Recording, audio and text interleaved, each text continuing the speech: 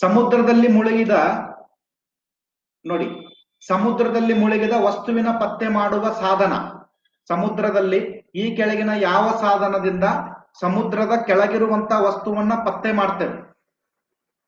ಸೋನಾರ, ಲೇಸರ, ರಾಡಾರ, ಲೀಡಾರ. ಯಾವುದನ್ನ ನಾವು ಬಳಕೆ ಮಾಡ್ತೀವಿ ಸಮುದ್ರದ ಕೆಳಗಡೆ ಇದ್ದಾಗ?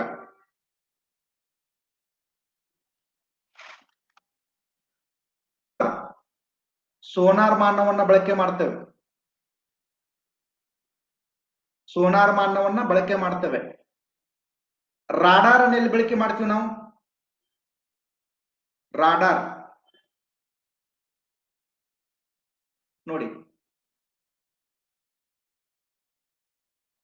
ವಾತಾವರಣದಲ್ಲಿ ವಸ್ತುವಿನ ದೂರ ಹಾಗೂ ಚಲನೆ, ದೂರ ಹಾಗೂ ಚಲನೆ ಅನ್ನು ಪತ್ತೆ ಹಚ್ಚುವುದು. ಉದಾಹರಣೆಗೆ ಒಂದು ವಿಮಾನ ಹೋಗ್ತಾ ಇರ್ತದೆ, ಅಥವಾ ಇನ್ನ ಯಾವುದೋ ಒಂದು ಆಕಾಶಕಾಯ ಹೋಗ್ತಾ ಇರ್ತದೆ ಅಂತ ಇಟ್ಕೊಳ್ಳಿ. ಅದನ್ನ ನಾವು ಭೂಮಿಯ ಮೇಲಿಂದ ದೊಡ್ಡ ದೊಡ್ಡ ಆಂಟಿನಾಗಳ ಮೂಲಕ ಭೂಮಿಯ ಮೇಲಿಂದ ಅದನ್ನ ರಾಡಾರ್ ಕಿರಣಗಳ ಮೂಲಕ ಅದನ್ನ ಏನ್ ಮಾಡ್ತೇವೆ? ಅದರ ಒಂದು ದೂರನ್ನ ಪತ್ತೆ ಹಚ್ತೇವೆ ಮತ್ತು ಅದು ಎಷ್ಟು ಸ್ಪೀಡ್ ಆಗಿ ನಡೀತಾ ಇದೆ, ಅದು ಎಷ್ಟು ಸ್ಪೀಡ್ ಆಗಿ ಹೋಗ್ತಾ ಇದೆ ಅನ್ನೋದ್ರ ಬಗ್ಗೆ ನಾವು ಪತ್ತೆ ಹಚ್ತೇವೆ. ಇದರ ಮೂಲಕ? ರಾಡಾರ್ ಮೂಲಕ. ಲೀಡಾರ್ ಅಂದ್ರ ಲೀಡಾರ್ ನೋಡಿ, ದೂರದ ವಸ್ತುವನ್ನು ಟಾರ್ಗೆಟ್ ಮಾಡಲು ನಾವು ಲೀಡಾರ್ ಕಿರಣಗಳನ್ನ ಬಳಕೆ ಮಾಡ್ತೇವೆ. ಫಾರ್ ಎಕ್ಸಾಂಪಲ್, ನಾವು ಬಂದೂಕಿನಿಂದ ಅಥವಾ ಮಿಲಿಟರಿಯಲ್ಲಿ ಬಳಕೆ ಮಾಡುವಂತ ಬಂದೂಕಿನಿಂದ ನಾವು ಒಂದು ಏನು ಅದರ ಒಂದು ಕಿರಣಗಳಿರ್ತಾವ ನೋಡಿ, ಅದರ ಒಂದು ಕಿರಣಗಳು ಸ್ಟ್ರೇಟ್ ಆಗಿ ಟಾರ್ಗೆಟ್ ಮಾಡ್ತೀವಿ ನೋಡಿ, ಅಂತ ಒಂದು ಕಿರಣಗಳನ್ನ ನಾವೇನಂತ ಕರಿತೀವಿ? ಲೀಡಾರ್ ಅಂತ ಹೇಳಿ ಕರಿತೀವಿ. ಲೀಡಾರ್, ದೂರದ ವಸ್ತುವನ್ನ ಟಾರ್ಗೆಟ್ ಮಾಡಲು ನಾವು ಲೀಡಾರ್ ಗಳನ್ನ ಬಳಸ್ತೇವೆ. ಲೇಸರ್ ಅಂದ್ರೆ ಏನು? ಲೇಸರ್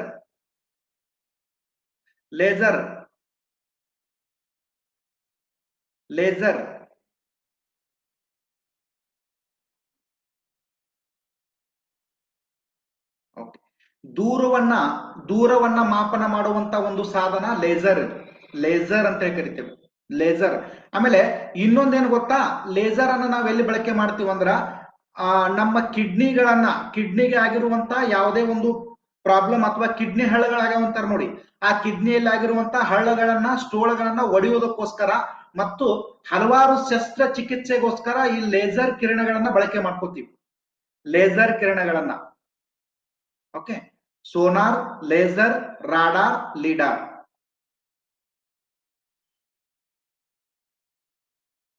ನೆಕ್ಸ್ಟ್ ನೋಡಿ, ಮೈಕ್ರೋಫೋನಿನಲ್ಲಿ ಆಗುವ ಶಕ್ತಿ ಪರಿವರ್ತನೆಯು ಉಂಟಾಗುವುದು. ನಿನ್ನೆ ಹೇಳಿದ್ದೆ ನಾನು ನಿಮ್ಗೆ ಇದ್ರ ಬಗ್ಗೆ. ಮೈಕ್ರೋಫೋನಿನಲ್ಲಿ ಆಗುವ ಶಕ್ತಿ ಪರಿವರ್ತನೆಯು ಉಂಟಾಗುವುದು ಶಬ್ದದ, ಇದು ತಗೊಳ್ಳಿ, ಯಾಂತ್ರಿಕ ಶಬ್ದದಿಂದ ಆಗ್ಬೇಕು. ಇದು ಫಸ್ಟ್ನೇದ್ದು, ಯಾಂತ್ರಿಕ ಶಬ್ದದ. ಇದು ತಪ್ಪಾಗಿದೆ.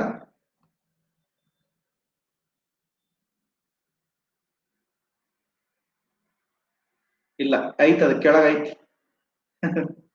ಅಲ್ಲ, ಆನ್ಸರ್ ಬೋನಸ್ ಇದೊಂದು. ಓಕೆ ನೋಡಿ, ಶಬ್ದದ ಮೈಕ್ರೋಫೋನಿನಲ್ಲಿ ಆಗುವಂತ ಶಕ್ತಿ ಪರಿವರ್ತನೆಯು ಎದರಿಂದ ಉಂಟಾಗ್ತದಂದ್ರೆ ನೋಡಿ, ಇಲ್ಲಿ ಇನ್ನೂ ಸ್ವಲ್ಪ ಚೇಂಜ್ ಆಗಬೇಕು. ಯಾಂತ್ರಿಕ ಶಬ್ದದ ಅಲೆಗಳಿಂದ.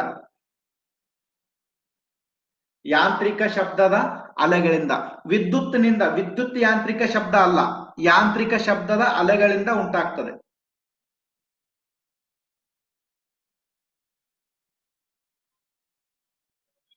ಓಕೆ, ಯಾಂತ್ರಿಕ ಶಬ್ದದ ಅಲೆಗಳಿಂದ. ಹಾಕಿ, ಆನ್ಸರ್ ಹಾಕಿ.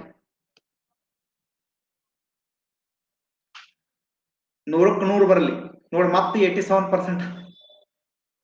ಇಲ್ಲ, ವಿದ್ಯುತ್ತಿನಿಂದಲ್ಲ, ಅದನ್ನ ತಲೆ ತೆಗೆದು ಹಾಕಿ. ವಿದ್ಯುತ್ ಕಿರಣಗಳಲ್ಲ, ಯಾರ್ಯಾರು ಬಿ ಹಾಕಿರಲ್ಲ ತಪ್ಪು ಉತ್ತರ. ಏನಂದ್ರೆ ಯಾಂತ್ರಿಕ ಶಬ್ದದ ಅಲೆಗಳು ಪರಿವರ್ತನೆಗೊಂಡು ನಿಮ್ಮ ಏನ್ ಸ್ಮಾರ್ಟ್ ಫೋನ್ ನಡೀತದೆ ಮತ್ತು ಮೈಕ್ರೋಫೋನಿನಲ್ಲಿ ಇದರ ಬದಲಾವಣೆ ಆಗ್ತದೆ. ಓಕೆ, ನೆಕ್ಸ್ಟ್ ನೋಡಿ, ಗುಡುಗು ಬಿರುಗಾಳಿ ರೂಪುಗೊಳ್ಳುವಲ್ಲಿ ಬಹುಮುಖ್ಯವಾಗಿರುವಂತ ಅಂಶ. ಗುಡುಗು ಮತ್ತು ಬಿರುಗಾಳಿಗಳು ರೂಪುಗೊಳ್ಳುವಲ್ಲಿ ಬಹುಮುಖ್ಯವಾಗಿರುವಂತ ಅಂಶ ವಾತಾವರಣದ ಸ್ಥಿರತೆ, ಉಷ್ಣಾಂಶದ ಪ್ರತಿಲೋಮನ, ಕೆಳಗಿನ ಸ್ತರಗಳಲ್ಲಿ ಮೃದುವಾದ ತೇವಾಂಶ, ಸಮೃದ್ಧವಾದ ತೇವಾಂಶ, ವಾತಾವರಣದ ಅಸ್ಥಿರತೆ. ಇದು ಯಾವಾಗ ಕೇಳ್ಯಾರ ಅಂದ್ರೆ ಇದು FDA 2011 ಕೇಳ್ಯಾರ ನೋಡಿ ಪ್ರಶ್ನೆ. FDA 2011 ಕೇಳಿರುವಂತ ಪ್ರಶ್ನೆ, ಗುಡುಗು ಮತ್ತು ಬಿರುಗಾಳಿ ರೂಪುಗೊಳ್ಳುವಲ್ಲಿ ಬಹುಮುಖ್ಯವಾಗಿರುವಂತ ಅಂಶ ಯಾವುದು ಇದರಲ್ಲಿ?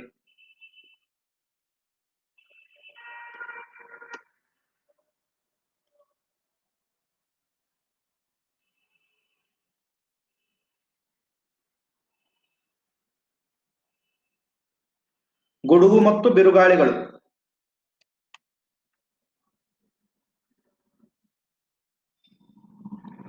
ನೋಡಿ, ಬರೀ 17% ಹಾಕಿರಿ. ಡಿ ಅಂತೇಳಿ 45% ಹಾಕಿರಿ. ಅಸ್ಥಿರತೆ ಅಲ್ಲ, ಅಲ್ಲ. ನೋಡ್ಕೊಳ್ಳಿ, ಇವೆಲ್ಲ ಆನ್ಸರ್ಸ್ ನೀವು ನೋಡ್ಕೊಳ್ಳೇಬೇಕು. ನೋಡಿ, ನಮ್ಮ ವಾತಾವರಣದಲ್ಲಿ ಬಿರುಗಾಳಿಗಳು ಹ್ಯಾಂಗ್ ನಿರ್ಮಾಣ ಆಗ್ತಾವಂದ್ರೆ, ಫಾರ್ ಎಕ್ಸಾಂಪಲ್ ನಿಮಗೆ ನೀವು ಬೆಳಗ್ಗೆ ಎದ್ದ ತಕ್ಷಣ ಎಲ್ಲಾ ಡೋರ್ ಪೋಲ್ ರಾಂಗ್ ಇಲ್ಲ. ಹೇಳ್ತೀನಿ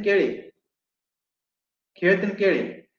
ವಾತಾವರಣದಲ್ಲಿ ಏನಾಗ್ತದೆ ಅಂದ್ರೆ, ಬೆಳಗ್ಗೆ ಎದ್ದ ತಕ್ಷಣ ಏನ್ ಮಾಡ್ತೀರಿ ಅಂದ್ರೆ, ನೀವು ಮಕ್ಕೊಂಡ ತಕ್ಷಣ ಒಂದು ವಿಂಡೋವನ್ನು ಓಪನ್ ಮಾಡ್ತೀರಿ. ವಿಂಡೋ ಓಪನ್ ಮಾಡಿದ ತಕ್ಷಣ ನಿಮಗೆ ಏನಾಗ್ತದೆ? ಗಾಳಿ ಒಳಗೆ ಬರ್ತದೋ ಹೊರಗೆ ಹೋಗ್ತದೋ? ಗಾಳಿ ಒಳಗೆ ಬರ್ತದೋ ಹೊರಗೆ ಹೋಗ್ತದೋ? ಒಳಗೆ ಬರ್ತದಲ್ಲ, ಒಳಗೆ ಬರ್ತದ. ಅವಾಗ ಏನಾಗಿರ್ತದೆ ಅಂದ್ರ, ಮನೆ ಒಳಗೆ ಕಡಿಮೆ ಒತ್ತಡ ಪಟ್ಟಿ ನಿರ್ಮಾಣ ಆಗಿರ್ತದೆ. ಮನೆ ಒಳಗೆ ಅವಾಗ ಏನಾಗಿರ್ತದ? ಕಡಿಮೆ ಒತ್ತಡ ಇರ್ತದೆ. ಹೊರಗೆ ಏನಾಗಿರ್ತದೆ? ವಾತಾವರಣದಲ್ಲಿ ಅಂದ್ರೆ ಹೆಚ್ಚು ಒತ್ತಡ ಇರ್ತದೆ. ಒಂದು ಗಾಳಿಯ ನಿಯಮ ಏನಂದ್ರೆ, ಹೆಚ್ಚು ಒತ್ತಡದಿಂದ ಕಡಿಮೆ ಒತ್ತಡದ ಪ್ರದೇಶಕ್ಕೆ ಜಾರುವುದು ಅಥವಾ ಹೋಗುವುದು. ಗಾಳಿಯ ಪ್ರಮುಖವಾಗಿರುವಂತಹ ನಿಯಮ ಏನಂದ್ರ, ಹೆಚ್ಚು ಒತ್ತಡ ಇರುವಂತಹ ಪ್ರದೇಶದಿಂದ ಕಡಿಮೆ ಒತ್ತಡ ಪ್ರದೇಶಕ್ಕೆ ಹೋಗುವುದನ್ನ ನಾವೇನಂತ ಕರಿತೀವಿ? ಗಾಳಿಯ ಒಂದು ದಿಕ್ಕು ಅಂತ ಕರಿತೀವಿ ನಾವು ಇದನ್ನ. ಓಕೆ, ಹಂಗಾಗಿ ಇಲ್ಲೇನಾಗ್ಬಿಡ್ತಂದ್ರೆ, ವಾತಾವರಣದಲ್ಲಿ ಕಡಿಮೆ ಒತ್ತಡ ಪಟ್ಟಿ ನಿರ್ಮಾಣವಾಗ. ಕಡಿಮೆ ಒತ್ತಡ ಪಟ್ಟಿ ಅಂದ್ರೆ ಏನು? ಸಮೃದ್ಧವಾಗಿರುವಂತಹ ತೇವಾಂಶದಿಂದ ಏನಾಗ್ತದಂದ್ರ ಕಡಿಮೆ ಒತ್ತಡ ಪಟ್ಟಿ ಅಥವಾ ಆರ್ದ್ರತೆ ಉಂಟಾಗ್ತದೆ. ಆರ್ದ್ರತೆ ಉಂಟಾಗೋದ್ರಿಂದ ಆಗ್ತದಂದ್ರೆ, ಹೆಚ್ಚು ಒತ್ತಡ ಪಟ್ಟಿಯಲ್ಲಿರುವಂತ ಗಾಳಿಯು ಕಡಿಮೆ ಒತ್ತಡ ಪಟ್ಟಿಯ ಕಡೆಗೆ ಏನಾಗ್ತದಂದ್ರೆ ಸುತ್ತಲಕ್ಕೆ ಪ್ರಾರಂಭ ಆಗ್ತದೆ, ಸುತ್ತುವುದಕ್ಕೆ ಪ್ರಾರಂಭ ಆಗ್ತದೆ. ಓಕೆ, ಮಧ್ಯದಲ್ಲಿ ಏನಾಗ್ತದಂದ್ರೆ ಕಡಿಮೆ ಒತ್ತಡ ಪಟ್ಟಿ ಇರ್ತದ, ಸುತ್ತಲೂ ಏನಾಗಿರ್ತದಂದ್ರ ಹೆಚ್ಚು ಒತ್ತಡ ಪಟ್ಟಿಗಳಿರ್ತವೆ. ಆದ್ದರಿಂದ ಏನು ಉಂಟಾಗ್ತದ? ಬಿರುಗಾಳಿ ಉಂಟಾಗ್ತದೆ. ಇಷ್ಟೇ, ಮತ್ತೇನಿಲ್ಲ. ವಾತಾವರಣದಲ್ಲಿರುವಂತ ಸಮೃದ್ಧವಾಗಿರುವಂತ ತೇವಾಂಶ ಏನಂದ್ರೆ ಇದಕ್ಕೆ ಕಾರಣ ಆಗ್ತದೆ.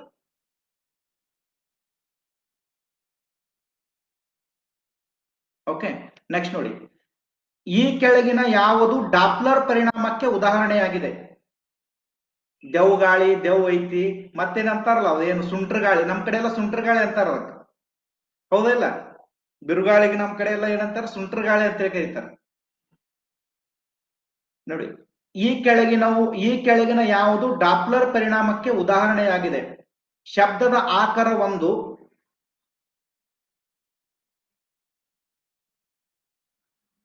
ನೋಡಿ, ಶಬ್ದದ ಆಕಾರ ಒಂದು ಕೇಳುಗನಿಂದ ದೂರವಾಗುತ್ತಾ ಹೋದಂತೆ ಪಿಚ್ ನಲ್ಲಿ ಹಠಾತ್ ಅಧಿಕತೆ. ಹಠಾತ್ ಅಂದ್ರೆ ತಕ್ಷಣ,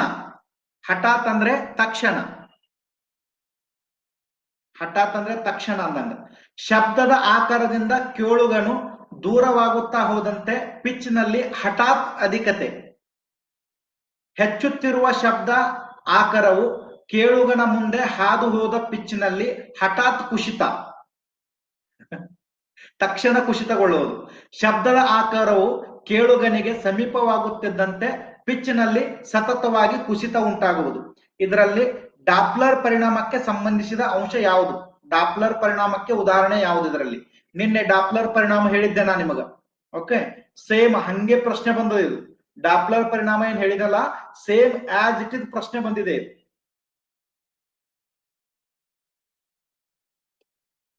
ಯಾವಾಗ ಕೇಳ್ಯಾರಂದ್ರೆ ಇದನ್ನ FDA 2011ರಲ್ಲಿ ಕೇಳ್ಯಾರ ನೋಡಿ.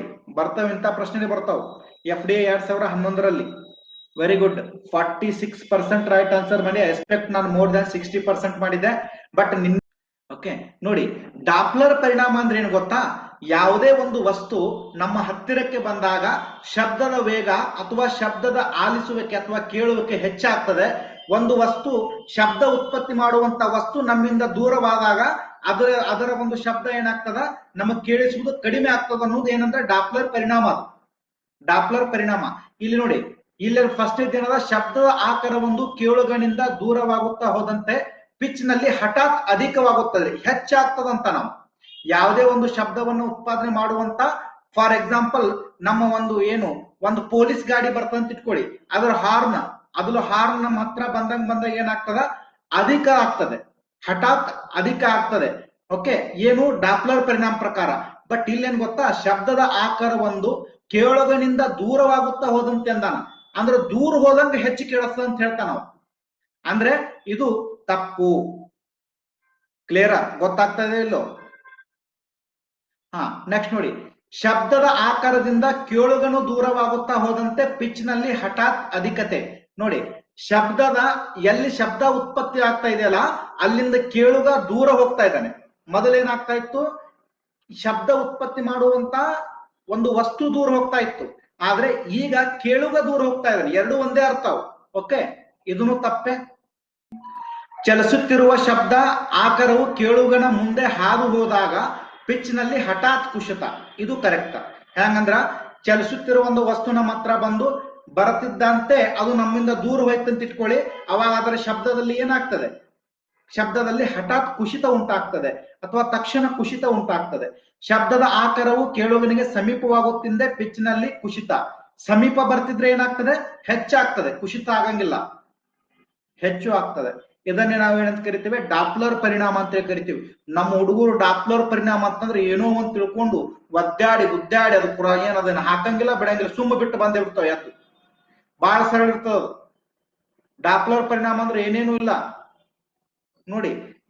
ಇಲ್ಲೊಂದು ಪೊಲೀಸ್ ವ್ಯಾನ, ಇಲ್ಲೊಬ್ಬ ವ್ಯಕ್ತಿ, ಇಲ್ಲೊಬ್ಬ ಯಾರಾದ್ರೂ ನಿಂತ ಅಂತ ಇಟ್ಕೊಳ್ಳಿ, ಯಾವುದೇ ಒಂದು ಹಾರ್ನ್ ಅಥವಾ ಯಾವುದೇ ಒಂದು ಶಬ್ದ ಉತ್ಪತ್ತಿ ಮಾಡುವಂತ ಯಾವುದೇ ಒಂದು ವಸ್ತು ನಮ್ಮ ಸಮೀಪ ಬಂದಂಗೆ ಏನಾಗ್ತದ, ಶಬ್ದ ಹೆಚ್ಚು ಕೇಳಿಸ್ತದೆ, ಹೆಚ್ಚು ಕೇಳಿಸ್ತದೆ.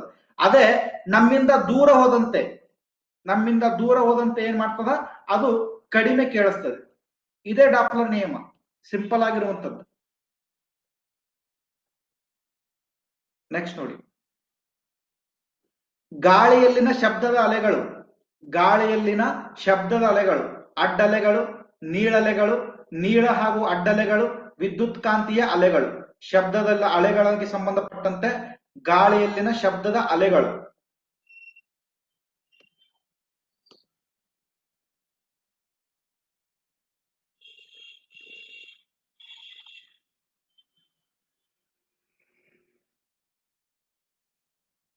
ಓಕೆ, ಬಿ ಹಾಕಿದವ್ರು ಎಲ್ಲರೂ ರೈಟ್.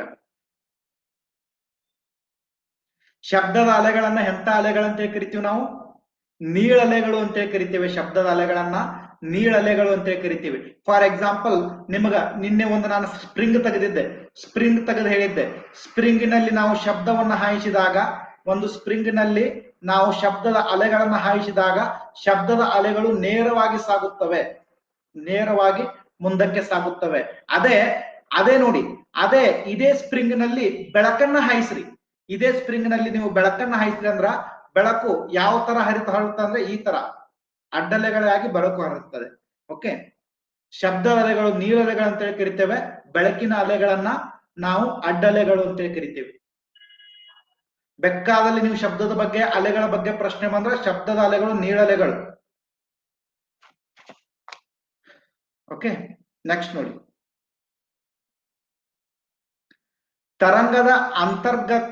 ತರಂಗದ ಆವರ್ತಾಂಕವನ್ನು ಅಳೆಯಲು ಏಕಮಾನ.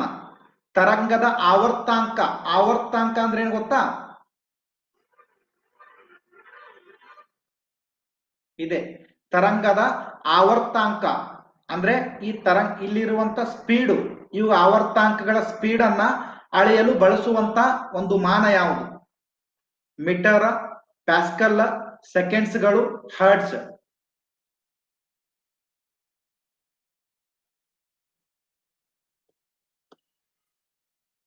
ಆವರ್ತಾಂಕಗಳಂದ್ರೆ ನೋಡಿ, ತರಂಗದ ಆವರ್ತಂಕಗಳನ್ನು ಅಳೆಯಲು ಬಳಸುವಂತ ಮಾನ.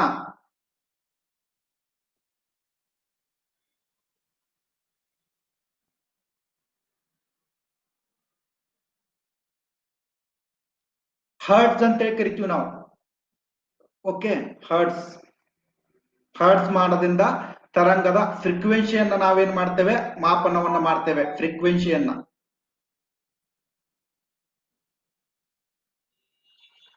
ನೆಕ್ಸ್ಟ್ ನೋಡಿ, ಶಬ್ದ ಇಲ್ಲಿ ಗರಿಷ್ಠ ವೇಗದಲ್ಲಿ ಸಾಗುತ್ತದೆ. ಶಬ್ದವು ಇಲ್ಲಿ ಗರಿಷ್ಠ ವೇಗದಲ್ಲಿ ಸಾಗುತ್ತದೆ. ಶೂನ್ಯ, ಗಾಳಿ, ನೀರು, ಉಕ್ಕು. ಶೂನ್ಯ, ಗಾಳಿ, ನೀರು, ಉಕ್ಕು. ಶಬ್ದ ಈ ಕೆಳಗಿನ ಯಾವ ಮಾಧ್ಯಮದಲ್ಲಿ ಅತಿ ವೇಗವಾಗಿ ಚಲಿಸುತ್ತದೆ? ಶಬ್ದವು ಕೆಳಗಿನ ಯಾವ ಮಾಧ್ಯಮದಲ್ಲಿ ಅತಿ ವೇಗವಾಗಿ ಚಲಿಸುತ್ತದೆ?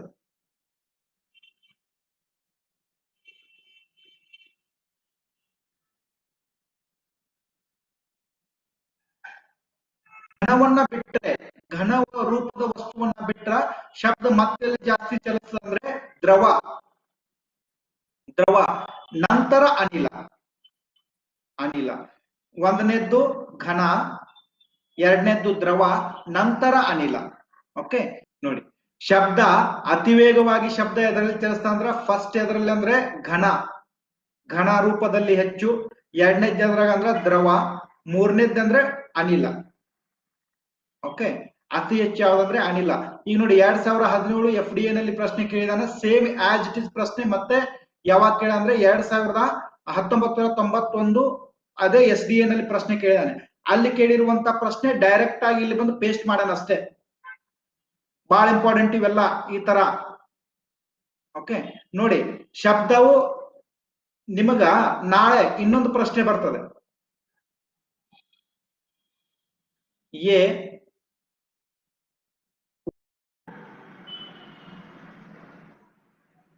ಎ ಉಕ್ಕು, ಬಿ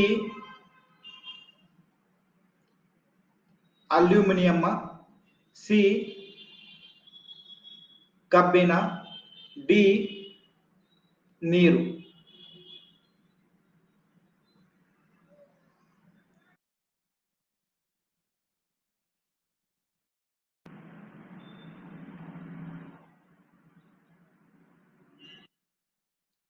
ಓಕೆ ನೋಡಿ, ಇವುಗಳಲ್ಲಿ ನಿಮಗೆ ನಾಳೆ ಈ ತರನು ಪ್ರಶ್ನೆ ಬರ್ಬೋದು. ಉಕ್ಕು, ಅಲ್ಯೂಮಿನಿಯಂ, ಕಬ್ಬಿಣ ಮತ್ತು ನೀರು, ಇವುಗಳಲ್ಲಿ ಅತಿ ಹೆಚ್ಚುವಾಗಿ ಯಾವ ಮಾಧ್ಯಮದಲ್ಲಿ ಶಬ್ದವು ಚಲಿಸುತ್ತದೆ ಅಂತ ಪ್ರಶ್ನೆ ಬರಬಹುದು.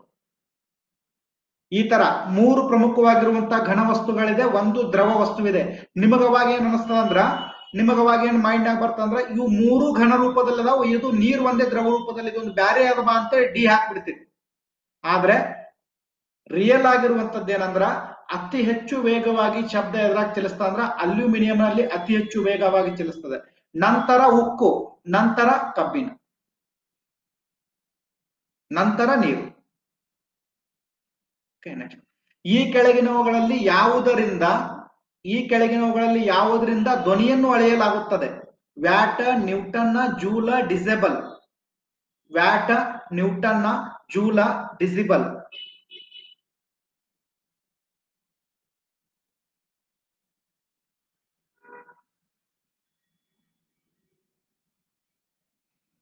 Very good, 92%. ಡಿಸಿಬಲ್ ಮಾನದಿಂದ ನಾವೇನ್ ಮಾಡ್ತೇವೆ ಅಂದ್ರೆ ಶಬ್ದವನ್ನ ಅಳೆಯುತ್ತೇವೆ.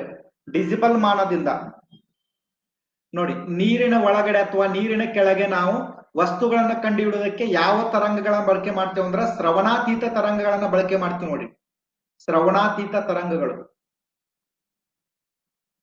ಶ್ರವಣಾತೀತ ತರಂಗಗಳನ್ನ ನಾವು ಬಳಕೆ ಮಾಡ್ತೇವೆ ನೀರಿನ ಕೆಳಭಾಗದಲ್ಲಿ. ಸೋನಾರ್ ನಲ್ಲಿ ನಾವು ಯಾವ ತರಂಗಗಳನ್ನ ಬಳಕೆ ಮಾಡ್ತೀವಿ ಅಂದ್ರೆ ಶ್ರವಣಾತೀತ ತರಂಗಗಳನ್ನ. ಯಾಕೆ ಸರ್ ನಾವು ಶ್ರವಣಾತೀತ ತರಂಗಗಳನ್ನೇ ಬಳಕೆ ಮಾಡ್ತೀವಿ ಅಂದ್ರ,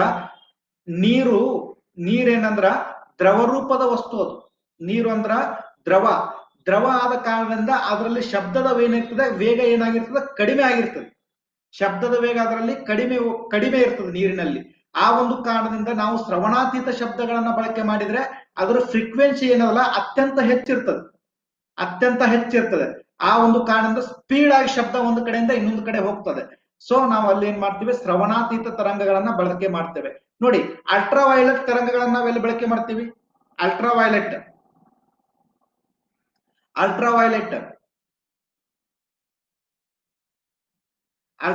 ಕಿರಣಗಳನ್ನ ನೋಟುಗಳನ್ನ ಗುರುತಿಸಲು, ಅದು ಇಸಿಜಿ ಬಿಸಿಜಿ ಬಿಟ್ಬಿಡ್ರಿ, ಸೈನ್ಸ್ ಬಿಡ್ರಿ ನೀವು. ನಾವು ಅಲ್ಟ್ರಾವೈಲೆಟ್ ಕಿರಣಗಳನ್ನ ನಮ್ಮ ಬ್ಯಾಂಕ್ನಾಗ ಎಲ್ಲಿ ಬಳಕೆ ಮಾಡ್ತೀವಿ ಅಂದ್ರೆ ನೋಟುಗಳನ್ನ ಗುರುತಿಸೋಕೋಸ್ಕರ. ನೋಟುಗಳ ಫೇಕ್ ಅದಾವೋ ಅಥವಾ ಆ ನೋಟು ಸರಿ ಇದಾವ ಅಂತೇಳಿ ಗುರುತಿಸುವುದಕ್ಕೋಸ್ಕರ ನಾವು ಅಲ್ಟ್ರಾವೈಲೆಟ್ ತರಂಗಗಳನ್ನ ಬಳಕೆ ಮಾಡ್ಕೋತೀವಿ, ಅಲ್ಟ್ರಾವೈಲೆಟ್ ಕಿರಣಗಳನ್ನ ಬಳಕೆ ಮಾಡ್ತೀವಿ. ಓಕೆ, ಅಲ್ಟ್ರಾವೈಲೆಟ್ ಶ್ರವಣಾತೀತ. ನೆಕ್ಸ್ಟ್ ನೋಡಿ. ಓಕೆ ನೋಡಿ, ಶಬ್ದದ ಅಲೆಗಳು ನೀಳ ವಿದ್ಯುತ್ ಆಯಸ್ಕಾಂತ ತರಂಗಗಳಾಗಿರುತ್ತವೆ, ಯಾಂತ್ರಿಕ ಅಡ್ಡಲೆಗಳಾಗಿರುತ್ತವೆ, ವಿದ್ಯುತ್ ಆಯಸ್ಕಾಂತ ಅಡ್ಡಲೆಗಳಾಗಿರುತ್ತವೆ, ಯಾಂತ್ರಿಕ ನೀಳಲೆಗಳಾಗಿರುತ್ತವೆ. ಶಬ್ದದ ಅಲೆಗಳು ಏನಾಗಿರ್ತವೆ ಇದರಲ್ಲಿ? ಶಬ್ದದ ಅಲೆಗಳು. ವೆರಿ ಗುಡ್, 57% ರೈಟ್ ಆನ್ಸರ್ ಮಾಡಿದಿರಿ. ಶಬ್ದದ ಅಲೆಗಳು ಎಂತ ಅಲೆಗಳಂದ್ರೆ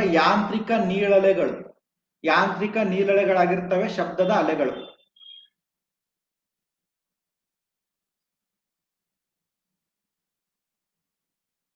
ನೆಕ್ಸ್ಟ್ ನೋಡಿ, ಯಾಂತ್ರಿಕ ಅಲೆಗಳು ಹರಡುವ ಮಾಧ್ಯಮ. PSI 2007ರಲ್ಲಿ ಕೇಳಿರುವಂತಹ ಪ್ರಶ್ನೆ. ಯಾಂತ್ರಿಕ ಅಲೆಗಳು ಹರಡುವಂತ ಮಾಧ್ಯಮ ಸ್ಥಿತಿಸ್ಥಾಪಕತ್ವ ಹೊಂದಿರಬೇಕು, ವಿಶೇಷ ಸತ್ವ ಬೇಕಾಗಿರುವುದಿಲ್ಲ, ಜಡಗುಣ ಹೊಂದಿರಬೇಕು, ಜಡಗಣ ಮತ್ತು ಸ್ಥಿತಿಸ್ಥಾಪಕತ್ವ ಎರಡೂ ಹೊಂದಿರಬೇಕು.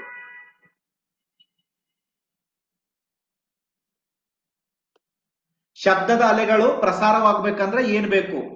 ಶಬ್ದದ ಅಲೆಗಳು ಪ್ರಸಾರ ಆಗ್ಬೇಕಂದ್ರೆ, ಶಬ್ದದ ಅಲೆಗಳು ನಿಮಗೆ ನಾ ಆಗ್ಲೇ ಹೇಳಿದಂಗ ಎಲ್ಲಿ ಜಡತ್ವ ಇರ್ತದೋ, ಎಲ್ಲಿ ಘನರೂಪ ಜಾಸ್ತಿ ಇರ್ತದೋ ಅಲ್ಲಿಯೂ ಸಹಿತ ಶಬ್ದದ ಅಲೆಗಳು ಏನಾಗ್ತಂದ್ರೆ ಸ್ಪೀಡ್ ಆಗಿ ಹೋಗ್ತವೆ, ಮತ್ತು ಸ್ಥಿತಿಸ್ಥಾಪಕತ್ವ ಎರಡೂ ಇರಬೇಕು. ಎರಡೂ ಎಲ್ಲಿರ್ತಾವಲ್ಲ ಅಲ್ಲಿ ಶಬ್ದದ ಅಲೆಗಳು. ತರಂಗ ಒಂದು ಮಾಧ್ಯಮದಿಂದ ಇನ್ನೊಂದು ಮಾಧ್ಯಮಕ್ಕೆ ಸಾಗುವಾಗ ಪರಿವರ್ತಿಸುವ ಗುಣಗಳು. ಯಾವುದೇ ಒಂದು ಶಬ್ದದ ತರಂಗ ಒಂದು ಮಾಧ್ಯಮದಿಂದ ಇನ್ನೊಂದು ಮಾಧ್ಯಮಕ್ಕೆ, ಘನದಿಂದ ದ್ರವಕ್ಕೆ, ದ್ರವದಿಂದ ಅನಿಲಕ್ಕೆ, ಮಾಧ್ಯಮ ಅಂದ್ರೆ ಓಕೆ. ಯಾವುದೇ ಒಂದು ತರಂಗ ಒಂದು ಮಾಧ್ಯಮದಿಂದ ಇನ್ನೊಂದು ಮಾಧ್ಯಮಕ್ಕೆ ಸಾಗುವಾಗ ಪರಿವರ್ತಿಸುವ ಗುಣಗಳು ಯಾವುವು? ತರಂಗಮಾನ ಮತ್ತು ವೇಗ, ಆವೃತ್ತ ಮತ್ತು ತರಂಗಮಾನ, ತರಂಗಮಾನ ಮತ್ತು ವೇಗ. ನೋಡಿ, ತರಂಗಮಾನ ಮತ್ತು ಶಬ್ದದ ವೇಗ. ತರಂಗಮಾನ ಮತ್ತು ಶಬ್ದದ ವೇಗ ಏನ್ ನಿರ್ಧಾರ ಮಾಡ್ತಾವಂದ್ರ, ಒಂದು ಶಬ್ದ ಒಂದು ಮಾಧ್ಯಮದಿಂದ ಇನ್ನೊಂದು ಮಾಧ್ಯಮಕ್ಕೆ ಎಷ್ಟು ಜೋರಾಗಿ ಹೋಗ್ತದೆ ಅನ್ನುವುದನ್ನ ನಿರ್ಧಾರ ಮಾಡುವಂತದ್ದು ಯಾವಂದ್ರ ತರಂಗಮಾನ ಮತ್ತು ವೇಗ. ತರಂಗಮಾನ ಅಂದ್ರೆ ಏನು ಗೊತ್ತಾ? ಚಲಿಸುವಂತ ಸ್ಪೀಡ್. ತರಂಗಗಳು ಚಲಿಸುವಂತ ಸ್ಪೀಡ್ ಅಂದ್ರೆ ವೇಗ. ವೇಗಕ್ಕೆ ನಾವೇನಂತ ಕರಿತೇವೆ? ಜವ ಅಂತೇಳಿ ಕರಿತೇವೆ. ಜವದಲ್ಲಿ ನಾವು ವೇಗವನ್ನ ಅಳಿತೇವೆ. ಓಕೆ. ತರಂಗಮಾನ ಅಂದ್ರ ಈ ಎರಡರ ಮಧ್ಯದಲ್ಲಿರುವಂತ ದೂರ ಕಡಿಮೆ ಇದ್ದಾಗ ಶಬ್ದ ಏನಾಗ್ತದೆ ಅಂದ್ರೆ ಸ್ಪೀಡ್ ಆಗಿ ಮುಂದಕ್ಕೆ ಹೋಗ್ತದೆ. ಶಬ್ದ ಸ್ಪೀಡ್ ಆಗಿ ಮುಂದಕ್ಕೆ ಹೋದಂತೆ ಬೇರೊಂದು ಮಾಧ್ಯಮಕ್ಕೆ ಅದು ಪ್ರಸಾರವಾಗುವುದಕ್ಕೆ ಸಾಧ್ಯ ಆಗ್ತದೆ. ಫಾರ್ ಎಕ್ಸಾಂಪಲ್ ನಿಮಗೆ ಏನಾಗ್ತದೆ ಅಂದ್ರ ಒಂದು ಕಬ್ಬಿಣದ ಒಂದು ಸುತ್ತಿಗೆಯಿಂದ ಒಂದು ಕಬ್ಬಿಣದ ವಸ್ತುವಿನ ಮೇಲೆ ನೀವು ಹೊಡಿತೀರಿ. ಪಡೆದಾಗ ಆ ಶಬ್ದ ಕಬ್ಬಿಣದಿಂದ ಎಲ್ಲಿ ಬರ್ತದೆ ಅಂದ್ರ ಗಾಳಿಯಲ್ಲಿ ಪ್ರಸಾರವಾಗ್ತದೆ. ಕಬ್ಬಿಣದಿಂದ ಗಾಳಿಯಲ್ಲಿ ಪ್ರಸಾರವಾಗ್ತದೆ. ಒಂದೇ ಮಿನಿಟ್ ರಿಫ್ರೆಶ್ ಮಾಡ್ತೀನಿ.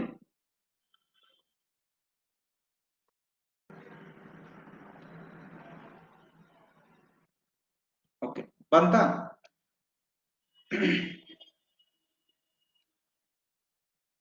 ನೆಕ್ಸ್ಟ್ ನೋಡಿ, ಶಬ್ದ ಮತ್ತು ಬೆಳಕಿನ ಅಲೆಗಳು ಸಮಾನವಾದ ಹೋಲಿಕೆ ಎಂದರೆ. ಶಬ್ದ ಮತ್ತು ಬೆಳಕಿನ ಅಲೆಗಳ ಸಮಾನವಾಗಿರುವಂತಹ ಹೋಲಿಕೆ ಅಂತಂದ್ರೆ ನೋಡಿ, ಎರಡನ್ನು ಧ್ರುವೀಕರಿಸಬಹುದು, ಎರಡು ನೀಲಳೆಗಳಾಗಿರುತ್ತವೆ, ಎರಡು ಅಡ್ಡಲೆಗಳಾಗಿರುತ್ತವೆ, ಎರಡನ್ನು ಶ್ರೇಣಿಗಳನ್ನಾಗಿ ಒಡೆಯಬಹುದು. ಯಾವುದಿದ್ರಲ್ಲಿ? ಶಬ್ದಕ್ಕೆ ಸಂಬಂಧಪಟ್ಟಂತೆ ಶಬ್ದ ಮತ್ತು ಬೆಳಕು ಎರಡನ್ನ ಹೋಲಿಕೆ ಮಾಡಿದಾಗ ಎರಡಕ್ಕೂ ಹೊಂದುವಂತ ಗುಣ ಯಾವುದಿದ್ರಲ್ಲಿ? ನೋಡಿ, 13% ಎ ಅಂತ ಹಾಕಿರಿ, ಬಿ ಅಂತೇಳಿ 32% ಹಾಕಿರಿ. ಶಬ್ದದ ಅಲೆಗಳು ಅಡ್ಡಲೆಗಳು. ಶಬ್ದದ ಅಲೆಗಳು ಎಂತ ಅಲೆಗಳಂದ್ರ ಅಡ್ಡಲೆಗಳು.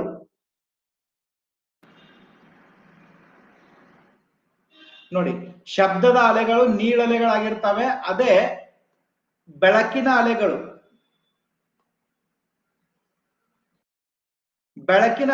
ಅಡ್ಡಲೆಗಳಾಗಿರ್ತವೆ.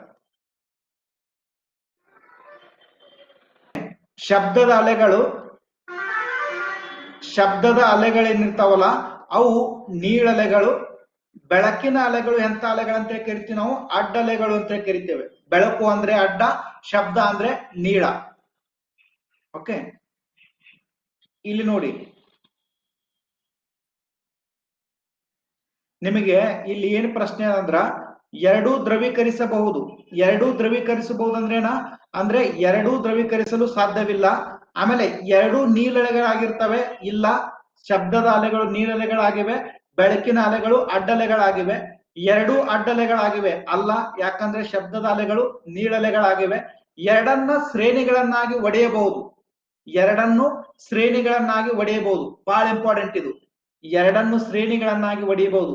ಬೆಳಕನ್ನು ಸಹಿತ ನಾವು ವಿವಿಧ ಶ್ರೇಣಿಗಳಲ್ಲಿ ಒಡೆಯಬಹುದು. ಆಮೇಲೆ ಶಬ್ದವನ್ನು ನೋಡಿ, ಫಾರ್ ಎಕ್ಸಾಂಪಲ್ ಒಂದು ಸಂಗೀತ ಇರ್ತದೆ ಅಥವಾ ಒಂದು ಹಾಡು ಇರ್ತದೆ. ಒಂದು ಹಾಡಿನಲ್ಲಿ ಏನಿರ್ತದೆ ಅಂದ್ರ ಕೊಳಲು ಇರ್ತದೆ, ಆಮೇಲೆ ಪಿಟೀಲು ಇರ್ತದೆ, ಆಮೇಲೆ ತಬಲಾ ಇರ್ತದೆ, ಆಮೇಲೆ ಹಾಡು ಸಹ ಇರ್ತದ ಇಲ್ಲೋ? ಇವುಗಳನ್ನ ಬೇರೆ ಬೇರೆಯಲ್ಲಾಗಿ ನಾವೇನ್ ಮಾಡಬಹುದು? ಒಡೆಯಬಹುದು. ಹೌದಾ? ಶ್ರೇಣಿಗಳನ್ನಾಗಿ ನಾವು ಅದನ್ನ ಏನ್ ಮಾಡಬಹುದು? ಒಡಿಬಹುದು. ಶಬ್ದವನ್ನ ನಾವು ಒಡಿಬಹುದು. ಆದ್ದರಿಂದ ಇದು ಸರಿ, ಡಿ.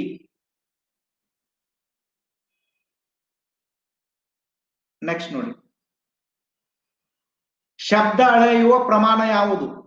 ಬಂದೋಗಿದೆ ಪ್ರಶ್ನೆ. PSI 2007ರಲ್ಲಿ ಮತ್ತೆ ಕೇಳಿದ್ದಾರೆ. ಏನಂದ್ರೆ ಡಿಸಿಬಲ್. ಇದು ಶಬ್ದ ಅಳೆಯುವಂತ ಮಾನ ಯಾವುದಂದ್ರ ಡಿಸಿಬಲ್. ನೋಡಿ, ಗಾಳಿಯಲ್ಲಿ ಧ್ವನಿ ಪ್ರಸಾರವಾಗುವ ಸಂಗತಿಯು ಇದಾಗಿದೆ. ಗಾಳಿಯಲ್ಲಿ ಧ್ವನಿ ಪ್ರಸಾರವಾಗುವಂತ ಇದು ಬೇಡ ಬಿಡಿ. ನೆಕ್ಸ್ಟ್ ನೋಡಿ, ಅದು ಚೇಂಜ್ ಮಾಡಿ. ನೆಕ್ಸ್ಟ್ ನೋಡಿ, ಒಂದು ಸಬ್ಮೆರೀನ್ ಸಮುದ್ರದ ಮಟ್ಟದ ಮೇಲಿರುವ ವಸ್ತುಗಳನ್ನು ನೋಡಲು ಉಪಯೋಗಿಸುವ ಉಪಕರಣ ಯಾವುದು? ಅದಾಗ್ಲೇ ಬಂದಿರುವಂತ ಕ್ವಶನ್ ತಪ್ಪಿದೆ. ನೆಕ್ಸ್ಟ್ ನೋಡಿ, ಒಂದು ಸಬ್ಮೆರೀನ್ ಸಮುದ್ರ ಮಟ್ಟದ ಮೇಲಿರುವಂತ ವಸ್ತುಗಳನ್ನು ನೋಡಲು ಉಪಯೋಗಿಸುವ ಉಪಕರಣ ಯಾವುದು? ಪೆರಿಸ್ಕೋಪ, ಟೆಲಿಗ್ರಾಫ್, ಫೋಟೋಫಿಮಿಟರ್, ಪೆರೋಮೀಟರ್.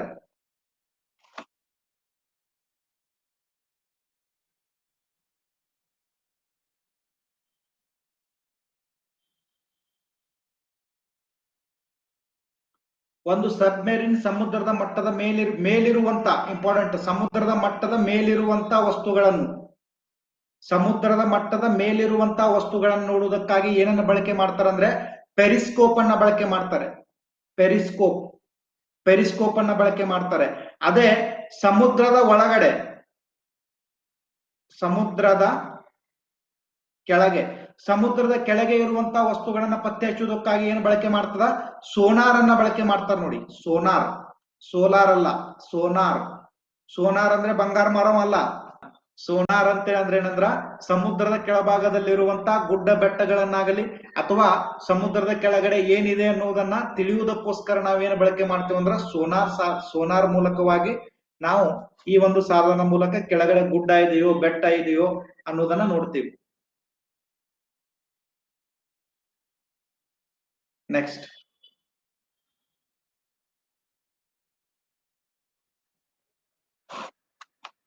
ನೋಡಿ, ಕೆಳಗಿನ ಹೇಳಿಕೆಗಳಲ್ಲಿ ಯಾವುದು ಸರಿಯಲ್ಲ? ತಾಪಮಾನ ಹೆಚ್ಚಾದಂತೆಲ್ಲ ಗಾಳಿಯಲ್ಲಿ ಶಬ್ದದ ಜವವು ಹೆಚ್ಚಾಗುತ್ತದೆ. ಗಾಳಿಯಲ್ಲಿ ಶಬ್ದದ ಜನ ಒತ್ತಡಕ್ಕೆ ಅಧೀನವಾಗಿರುವುದಿಲ್ಲ. ಗಾಳಿಯಲ್ಲಿ ಶಬ್ದದ ಜವವು ತೇವಾಂಶ ಹೆಚ್ಚಿದಂತೆಲ್ಲ ಕಡಿಮೆಯಾಗುತ್ತದೆ.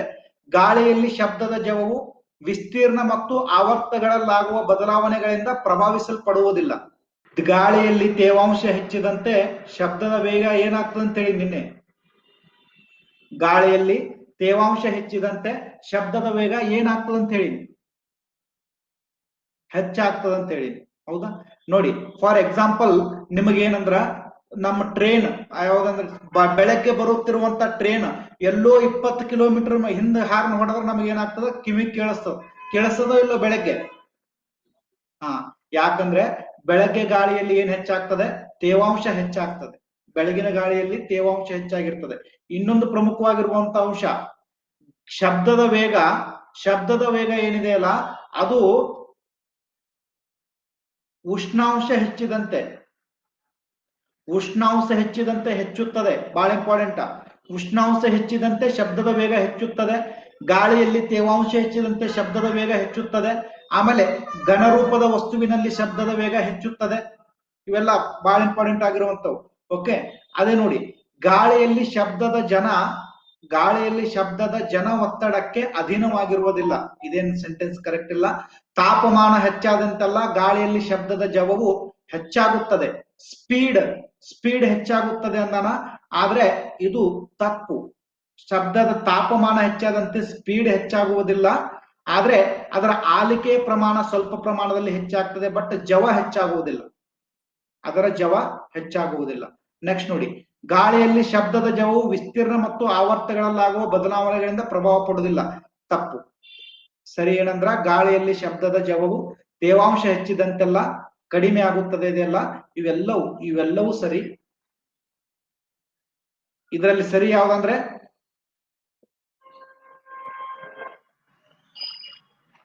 ಪ್ರಶ್ನೆ ಕೇಳಿದ್ದು ಸರಿಯಲ್ಲ ಅಂತ ಕೇಳಿದ್ದಾರೆ.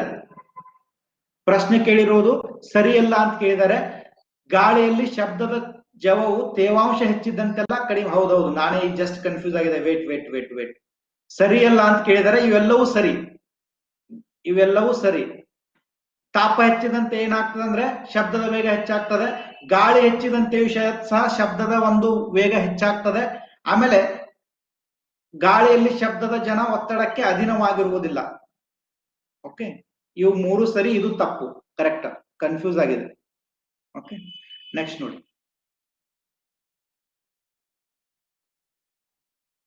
ಡಿಸಿಬಲ್ ಎಂಬ ಪ್ರಮಾಣವು ಸಂಬಂಧಿಸಿರುವುದು. 2008 ಪಿಸಿಯಲ್ಲಿ ಕೇಳಿರುವಂತಹ ಪ್ರಶ್ನೆ, ಡಿಸಿಬಲ್ ಅನ್ನುವಂತ ಎಂಬ ಪ್ರಮಾಣ ಎದಕ್ಕೆ ಸಂಬಂಧಿಸಿದೆ? ಬೆಳಕು, ಉಷ್ಣತೆ, ವಿದ್ಯುತ್, ಶಬ್ದ. ಎದಕ್ಕೆ ಸಂಬಂಧಿಸಿದೆ? ಡಿಸಿಬಲ್ ಅಂದ್ರ ಶಬ್ದಕ್ಕೆ ಸಂಬಂಧಿಸಿದೆ. ಶಬ್ದವನ್ನು ಮಾಪನ ಮಾಡುವಂತ ಒಂದು ಮಾನ ಯಾವ್ದಂದ್ರ ಡಿಸಿಬಲ್.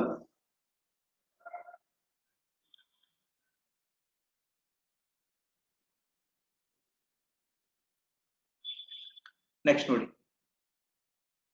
ಗುಡುಗು ಕೇಳಿಸುವ ಮೊದಲೇ ಮಿಂಚು ಕಾಣಿಸುವುದು ಏಕೆಂದರೆ. ಗುಡುಗು ಕೇಳಿಸುವ ಮೊದಲೇ ಮಿಂಚು ಕಾಣಿಸುವುದು ಏಕೆಂದರೆ ಮಳೆ ಬರುವಾಗ ತುಂಬಾ ಕತ್ತಲಿರುತ್ತದೆ. ಬೆಳಕಿನ ವೇಗ ಶಬ್ದಕ್ಕಿಂತ ಹೆಚ್ಚಿರುತ್ತದೆ. ಕಣ್ಣು ಕಿವಿಗಿಂತ ಚುರುಕಾಗಿರುತ್ತವೆ. ಮೇಲಿನ ಎಲ್ಲವೂ.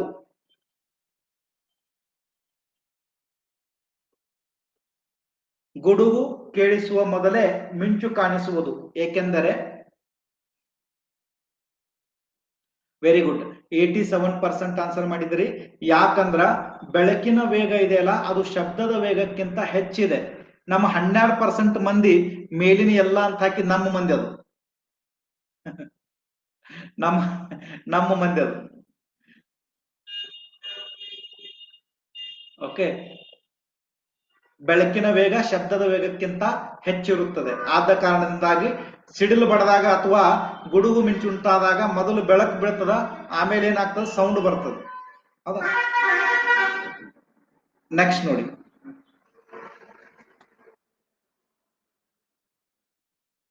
ಶಬ್ದವು ಈ ಕೆಳಗಿನ ಪೈಕಿ ಯಾವುದರಲ್ಲಿ ಚಲಿಸುವುದಿಲ್ಲ? ಪಿಸಿ 2014ರಲ್ಲಿ ಕೇಳಿರುವಂತಹ ಪ್ರಶ್ನೆ.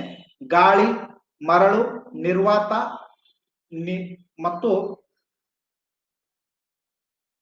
ಗಾಳಿ, ನೀರು, ನಿರ್ವಾತ ಪ್ರದೇಶ. ಮತ್ತು ನಿರ್ವಾತ ಪ್ರದೇಶದಲ್ಲಿ ಏನ್ ಚಲಿಸಂಗಿಲ್ಲ? ಶಬ್ದ ಚಲಿಸಂಗಿಲ್ಲ. ನಿರ್ವಾತ ಪ್ರದೇಶದಲ್ಲಿ ಶಬ್ದ ಚಲಿಸುವುದಿಲ್ಲ. ನಿರ್ವಾತ ಪ್ರದೇಶದಲ್ಲಿ ನಾನು ನಿಮ್ಗೆ ನಿನ್ನೆ ಏನ್ ಹೇಳಿದ್ದೆ ಅಂದ್ರೆ ಒಂದು ಚಿತ್ರಣ ತೆಗೆದಿದ್ದೆ. ಒಂದು ಗ್ಲಾಸ್ ತಗೋರಿಪ್ಪ, ಆ ಗ್ಲಾಸ್ನಾಗ ಒಂದು ವಿದ್ಯುತ್ ಯಂತ್ರ ಬಿಡ್ರಿ, ಇಲ್ಲೊಂದು ಗಂಟಿ ಕುಂಡ್ರಸ್ರಿ, ಗಂಟಿ ಕುಂಡ್ರಿಸಿ ಈ ಗ್ಲಾಸ್ ಅನ್ನ ಮುಚ್ಚಿ ಬಿಡ್ರಿ, ಮುಚ್ಚಿದ ತಕ್ಷಣ ಇದರಲ್ಲಿರುವಂತ ಗಾಳಿಯನ್ನ ತೆಗಿರಿ, ಗಾಳಿಯನ್ನ ತೆಗಿರಿ, ಗಾಳಿ ತೆಗೆದ ನಂತರ ಈ ಗಂಟಿಯನ್ನ ಬಾರಿಸಿ ನೋಡ್ರಿ, ಗಂಟಿ ಬಾರಿಸಿ ನೋಡಿದಾಗ ನಿಮಗೆ ಹೊರಗಡೆ ಏನು ಬರಂಗಿಲ್ಲ, ಶಬ್ದ ಬರುವುದಿಲ್ಲ. ಯಾಕಂದ್ರ ನಿರ್ವಾತ ಪ್ರದೇಶದಲ್ಲಿ ಶಬ್ದ ಏನಾಗಂಗಿಲ್ಲ, ಚಲಿಸುವುದಿಲ್ಲ. ಓಕೆ, ನೆಕ್ಸ್ಟ್ ನೋಡಿ. ಸಮುದ್ರದಲ್ಲಿ ಮುಳುಗುವ ವಸ್ತುಗಳನ್ನು ಕಂಡುಹಿಡಿಯಲು ಬಳಸುವಂತಹ ಸಾಧನ. ಸೇಮ್ ಪ್ರಶ್ನೆ ರಿಪೀಟ್ ಆಗಿದೆ ನೋಡಿ. ಆಗ್ಲೇ ನಿಮಗೆ ರೇಡಾರ, ಸೋನಾರ, ಲೇಸರ್ ಕೇಳಿದ್ದಲ್ಲ, ಸೇಮ್ ಪ್ರಶ್ನೆ PC 2017ರಲ್ಲಿ ಏನಾಗಿದೆ, ರಿಪೀಟ್ ಆಗಿದೆ.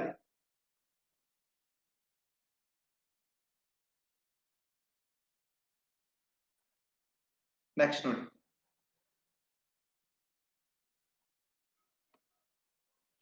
ಶಬ್ದ ತರಂಗಗಳು ಯಾಂತ್ರಿಕ ತರಂಗಗಳು. ಶಬ್ದಗಳು ಅಳೆಯುವ ಮಾನಕ್ಕೆ ಡಿಸಿಬಲ್ ಎಂದು ಕರೆಯುತ್ತಾರೆ. ಶಬ್ದ ತರಂಗಗಳು ಯಾಂತ್ರಿಕ ತರಂಗಗಳು. ಶಬ್ದವನ್ನು ಅಳೆಯುವ ಮಾನ ಡಿಸಿಬಲ್ ಮಾನ. 1 ಮತ್ತು 2 ಸರಿ. PC 2017ರಲ್ಲಿ ಕೇಳಿರುವಂತ ಪ್ರಶ್ನೆ. 1 2 ತಪ್ಪು, 1 ಸರಿ 2 ತಪ್ಪು, 2 ಸರಿ 1 ತಪ್ಪು, 1 ಮತ್ತು 2 ಸರಿ, 1 ಮತ್ತು 2 ತಪ್ಪು.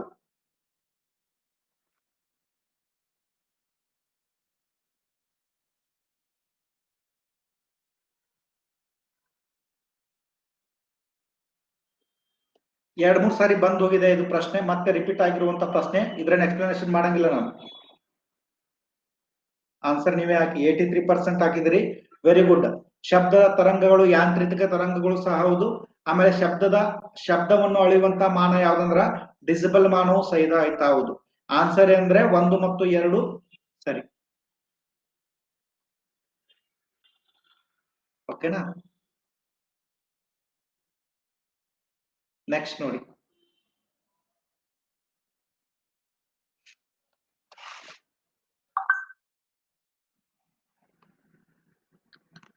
ಶಬ್ದದ ತೀವ್ರತೆಯನ್ನು ಅಳೆಯಲು ಇರುವ ಏಕಮಾನ ಯಾವುದು? ಸೆಲ್ಸಿಯಸ್, ಡಿಸಿಬಲ್ಸ್, ಫ್ಯಾರನ್ಹೀಟ್, ಇವುಗಳಲ್ಲಿ ಯಾವುದೂ ಅಲ್ಲ. ಸ್ವಲ್ಪ ಚೇಂಜಸ್, ಬಟ್ ಮತ್ತೆ ಪ್ರಶ್ನೆ ರಿಪೀಟ್. PC 2019 ಹಿಂಗೆ ಬರ್ತಾವ ಪ್ರಶ್ನೆ. ಈಗ ನೆಕ್ಸ್ಟ್ ನೋಡಿ, ಇದಾಗ ಕೇಳಿದ್ರಂದೆ ಒಂದು ಪ್ರಶ್ನೆ ನಿಮಗೆ ಬರ್ತದ, ಇಲ್ಲೇನ್ ಕೇಳಿರ್ತಿರಲ್ಲ ಅದರಂದೆ ಒಂದು ಪ್ರಶ್ನೆ ವಾಪಸ್ ನಿಮಗೆ ಬರ್ತದೆ.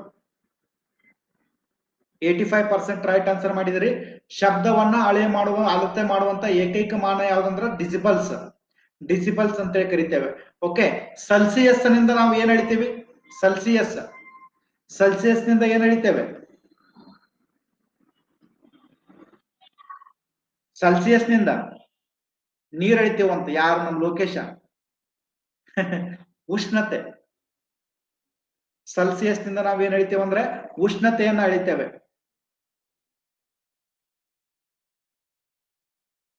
ಫ್ಯಾರನ್ಹೀಟ್ ನಿಂದ ಉಷ್ಣತೆ. ಫ್ಯಾರನ್ಹೀಟ್ ನಿಂದ ಸಹಿತ ಉಷ್ಣತೆ. ಒನ್ ಫ್ಯಾರನ್ಹೀಟ್ ಈಕ್ವಲ್ ಟು ಎಷ್ಟು ಡಿಗ್ರಿ? 1 F ಈಕ್ವಲ್ ಟು ಎಷ್ಟು degree? 1 Fahrenheit equal to how many degrees?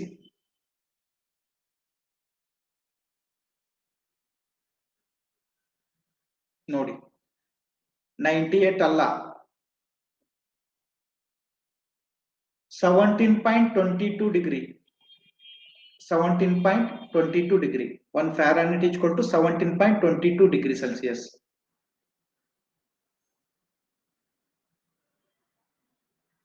Next ನೋಡಿ. ಮೈಕ್ರೋಫೋನ್ ಅನ್ನು ಡ್ಯಾಶ್ ರೂಪಾಂತರಿಸುತ್ತದೆ. ಮೈಕ್ರೋಫೋನ್ ಅನ್ನು ಡ್ಯಾಶ್ ಏನು ರೂಪಾಂತರಿಸುತ್ತದೆ? ವಿದ್ಯುತ್ತಿನ ಶಕ್ತಿಯನ್ನು ಶಬ್ದವನ್ನಾಗಿ, ಯಾಂತ್ರಿಕ ಶಕ್ತಿಯನ್ನು ಶಬ್ದವನ್ನಾಗಿ, ಶಬ್ದವನ್ನು ಯಾಂತ್ರಿಕ ಶಕ್ತಿಯಾಗಿ, ಶಬ್ದವನ್ನು ವಿದ್ಯುತ್ತಿನ ಶಕ್ತಿಯಾಗಿ. ನಾನು ಇದ್ರ ಬಗ್ಗೆ ನಿಮಗೆ ಹೇಳೀನಿ.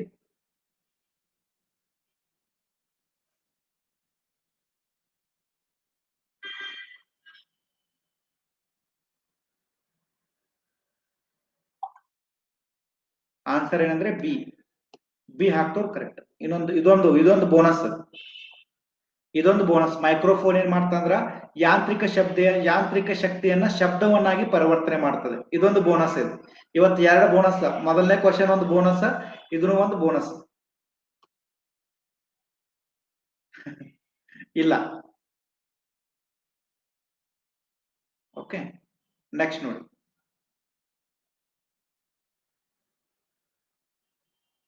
ನೆಕ್ಸ್ಟ್ ವೃತ್ತಾಕಾರದ ಗರಗಸದೊಳಗೆ ನೋಡಿ, ವೃತ್ತಾಕಾರದ ಗರಗಸದೊಳಗೆ ಮರದ ತುಂಡನ್ನು ಕತ್ತರಿಸುವಾಗ ಉಂಟಾಗುವ ಶಬ್ದ ಸ್ಥಾಯಿ ಅಂದ್ರೆ ಅದರ ಒಂದು ಗಡಸುತನ, ಶಬ್ದ ಸ್ಥಾಯಿಯು ಕಡಿಮೆಯಾಗುತ್ತದೆ. ಏಕೆಂದರೆ ವೇಗ ಮತ್ತು ಆವೃತ್ತಿ ಹೆಚ್ಚಾಗುತ್ತದೆ. ಮರದ ತುಂಡಿನ ತಡೆಯಿಂದಾಗಿ ಗರಗಸದ ವೇಗ ಮತ್ತು ಆವೃತ್ತಿ ಕಡಿಮೆಯಾಗುತ್ತದೆ. ಮರದ ತುಂಡು ತನ್ನ ಸಹಜ ಆವೃತ್ತಿಯಿಂದಾಗಿ ಕಂಪಿಸಲು ಪ್ರಾರಂಭಿಸುತ್ತದೆ. ಗರಗಸವು ಬಿಸಿಯಾಗುತ್ತದೆ ಮತ್ತು ಆವೃತ್ತಿಯು ಕಡಿಮೆಯಾಗುತ್ತದೆ. ಏನ್ ಗೊತ್ತಾ, ಒಂದು ಗರಗಸ ತಗೊಂಡು ನಾವೊಂದು ಮರವನ್ನ ಕೊರಿತಾ ಇದ್ರೆ ಆ ಮರದ ತುಂಡು ಕತ್ತರಿಸುವಾಗ ಉಂಟಾಗುವಂತ ಶಬ್ದದ ಸ್ಥಾಯಿಯು ಕಡಿಮೆ ಆಗ್ತದೆ, ಅಂದ್ರೆ ಸೌಂಡ್ ಕಡಿಮೆ ಆಗ್ತದೆ. ಯಾಕೆ? ಸ್ಥಾಯಿ ಅಂದ್ರೆ ಅದರ ಹೈ ಪಿಚ್, ಅದರ ಪಿಚ್ ಕಡಿಮೆ ಆಗ್ತದೆ. ಯಾಕಂದ್ರ ವೇಗ ಮತ್ತು ಆವೃತ್ತಿ ಹೆಚ್ಚಾಗುತ್ತದೆ. ಮರದ ತುಂಡಿನ ತಡೆಯಿಂದಾಗಿ ಗರಗಸದ ವೇಗ ಮತ್ತು ಆವೃತ್ತಿ ಕಡಿಮೆಯಾಗುತ್ತದೆ. ಮರದ ತುಂಡು ತನ್ನ ಸಹಜ ಆವೃತ್ತಿಯಿಂದಾಗಿ ಕಂಪಿಸಲು ಪ್ರಾರಂಭಿಸುತ್ತದೆ. ಗರಗಸವು ಬಿಸಿಯಾಗುತ್ತದೆ ಮತ್ತು ಆವೃತ್ತಿಯು ಕಡಿಮೆಯಾಗುತ್ತದೆ. ಆನ್ಸರ್ ಹೇಳಿ.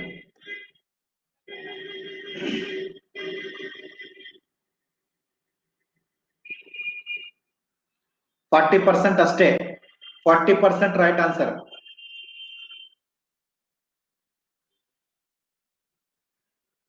ಓಕೆ, ನೋಡಿ ಇಲ್ಲಿ ನೋಡಿ, ಒಂದು ಮರ ತೆಗೆದುಕೊಳ್ಳಿ. ಒಂದು ಮರದ ತುಂಡಿದು. ಓಕೆ, ಇದು ಒಂದೇನು ಮರದ ತುಂಡು. ಈ ಮರದ ತುಂಡನ್ನ ನಾವು ಗರಗಸದಿಂದ ಕಟ್ ಮಾಡ್ತೀವಿ. ಗರಗಸದಿಂದ ಮಾಡ್ತೇವೆ, ಕಟ್ ಮಾಡ್ತೀವಿ. ಕಟ್ ಮಾಡ್ಬೇಕಂದ್ರೆ ಮರದ ತುಂಡನ್ನ ನಾವೇನ್ ಮಾಡ್ತೀವಿ, ಕಟ್ ಮಾಡ್ಬೇಕಂದ್ರ ನಾವು ಗರಗಸವನ್ನ ಕೊಯ್ಯೋದಕ್ಕೆ ಸ್ಟಾರ್ಟ್ ಮಾಡ್ತೀವಿ. ಸ್ಟಾರ್ಟ್ ಮಾಡಿದಾಗ ಮ್ಯಾಲಿದ್ದಾಗ ಜಾಸ್ತಿ ಸೌಂಡ್ ಬರ್ತಾ ಇರ್ತದೆ, ಮೇಲಿದ್ದಾಗ ಏನ್ ಮಾಡ್ತಾ ಇದ್ರೆ ಜಾಸ್ತಿ ಸೌಂಡ್ ಬರ್ತಾ ಇರ್ತದೆ. ಹೌದಾ? ಅದೇ ಒಳಗಡೆಗೆ ಹೋದಂತೆ ಅದರ ಒಂದು ಸೌಂಡ್ ಏನಾಗ್ಬಿಡ್ತಂದ್ರೆ ಕಡಿಮೆ ಆಗ್ತದೆ. ಯಾಕೆ ಸೌಂಡ್ ಕಡಿಮೆ ಆಗ್ತದೆ ಅಂದ್ರ ಈ ಮರದ ತುಂಡು ಇರ್ತದಲ್ಲ, ಎರಡೂ ಕಡೆಯಿಂದ ಅದನ್ನ ಏನ್ ಮಾಡ್ತದೆ, ಕವರ್ ಮಾಡ್ತದೆ. ಎರಡೂ ಕಡೆಯಿಂದ ಅದು ಕವರ್ ಮಾಡೋದ್ರಿಂದ ಅದರ ಸೌಂಡ್ ಏನದಲ್ಲ, ಅದರ ಸ್ಥಾಯಿ ಏನಂದ್ರೆ ಕಡಿಮೆ ಆಗ್ತದೆ. ಅಷ್ಟೇ. ಇದು ಸಿಂಪಲ್ ಆಗಿರುವಂತ ಪ್ರಶ್ನೆ. ಇದು ಸ್ವಲ್ಪ ಪ್ರಾಕ್ಟಿಕಲ್ ಆಗಿ ನೋಡ್ಬೇಕಷ್ಟೇ. ನೋಡಿ, ಮರದ ತುಂಡಿನ ತಡೆಯಿಂದಾಗಿ ಗರಗಸದ ವೇಗ ಮತ್ತು ಆವೃತ್ತಿ ಕಡಿಮೆಯಾಗುತ್ತದೆ. ಮರದ ತುಂಡನ್ನ ನಾವು ಕಟ್ ಮಾಡ್ಬೇಕಂದ್ರೆ ಈ ಮೇಲಿದ್ದಾಗ ಸೌಂಡ್ ಜಾಸ್ತಿ ಬರ್ತದೆ, ಯಾಕಂದ್ರೆ ಸ್ಪೀಡ್ ಹೋಗ್ತಾ ಇರ್ತದೆ. ಹೌದಾ? ಅದೇ ಒಳಗಡೆ ಹೋಯ್ತು, ಮಧ್ಯದಲ್ಲಿ ಹೋಯ್ತು ಅಂತ ಇಟ್ಕೊಳ್ಳಿ, ಅವಾಗ ಒಂದು ಗರಗಸದ ಸ್ಪೀಡು ಕಡಿಮೆ ಆಗ್ತದ. ಆಮೇಲೆ ಆ ಎರಡು ಮರದ ಒಂದು ಬದಿಯಲ್ಲಿರುವಂತ 2 ತುಂಡುಗಳದವಲ್ಲ, ಅದು ಶಬ್ದವನ್ನ ಏನ್ ಮಾಡ್ತವೆ, ತಡೆ ಹಿಡಿತವೆ. ಓಕೆ, ಆ ಕಾರಣದಿಂದಾಗಿ ಕಡಿಮೆ ಶಬ್ದ ಉತ್ಪತ್ತಿ ಆಗ್ತದಲ್ಲಿ. ನೆಕ್ಸ್ಟ್ ನೋಡಿ,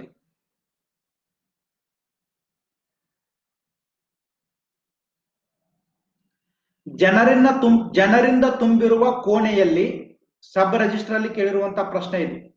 ಸಬ್ ರಿಜಿಸ್ಟರ್, ಜನರಿಂದ ತುಂಬಿರುವ ಕೋಣೆಯಲ್ಲಿ ಕೇಳುವ ಶಬ್ದಕ್ಕಿಂತ ಖಾಲಿ ಇರುವ ಕೋಣೆಯಲ್ಲಿ ಶಬ್ದವು ದೊಡ್ಡದಾಗಿ ಕೇಳುತ್ತದೆ. ಏಕೆಂದರೆ ಅತಿ ಹೆಚ್ಚು ಶಬ್ದ ಬರ್ತದೆ ನಮ್ಗೆ. ಆ ಹೆಚ್ಚು ಜನ ಇರುವಂತ ಕೋಣೆಯಲ್ಲಿ ಶಬ್ದ ಏನ್ ಕೇಳಿಸ್ತಂದ್ರೆ ಕಡಿಮೆ ಕೇಳಿಸ್ತದೆ. ಯಾಕಂದ್ರ ಶಬ್ದದ ಕಡಿಮೆ ಹೀರಿಕೆ